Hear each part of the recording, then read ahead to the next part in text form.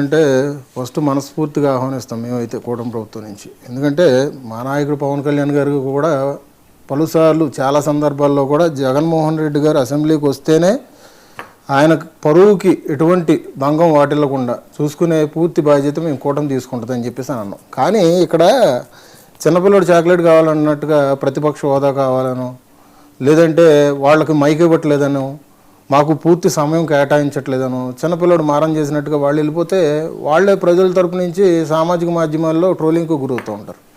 So ఇక్కడ నిర్ణయం తీసుకోవాల్సిందే. అది ఇక్కడ మాట్లాడితే జగన్మోహన్ రెడ్డి గారిని ప్రజానాయకుడు అంటారు కదా.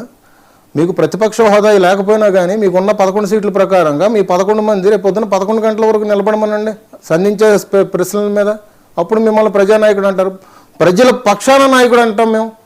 అంతేగాని మీరు వచ్చి వెళ్ళిపోతాము, సంతకం పెట్టి వెళ్ళిపోతాము అంటే దానికి ప్రజల నుంచే మీకు విమర్శలు వెలువెత్తే పరిస్థితి మీకు రేపొద్దున ఉంటుంది. సో ఇందాక అజయ్ గారు అయితే పచ్చి చెప్పేశారు, ఆయన ఉండలేరు అంటే ఆయన వైఖరి అట్లా ఉంటుంది జగన్మోహన్ రెడ్డి గారిది. ఆయన అంతసేపు నిర్వహించలేరు అసెంబ్లీలో. ఆయన ప్రశ్నలకి అట్లా ధీటుగా సమాధానం చెప్పలేదు. ఏంటంటే గత ప్రభుత్వంలో వాళ్ళు తీసుకున్న నిర్ణయాలు కానీ, వాళ్ళు చేసిన పాలన కానీ, వాళ్ళు చేసిన శాఖల మీద ఇప్పుడుకిప్పుడు వస్తున్న అవినీతి అక్రమాలు కానీ ఇవన్నీ చూసుకుంటూ ఉండంటే జగన్మోహన్ రెడ్డి గారు వాకౌట్ చేస్తాను మేము వెళ్ళిపోతాం అంటారు. లేదంటే రేపు పొద్దున ఒక ప్రెస్ మీట్ పెడతారు, అసెంబ్లీ బయటకు వచ్చి మేము వాకౌట్ చేస్తాం మేము వెళ్ళిపోతాం అన్నట్టుగా మాట్లాడతారు. ఆయన వైఖరి అట్లా ఉంటుంది.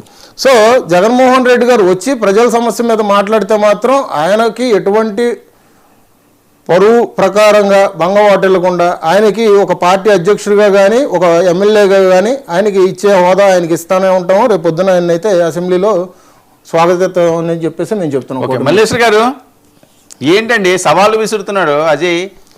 అసలు గంట ఉంటే సవాల్ అంటున్నారు.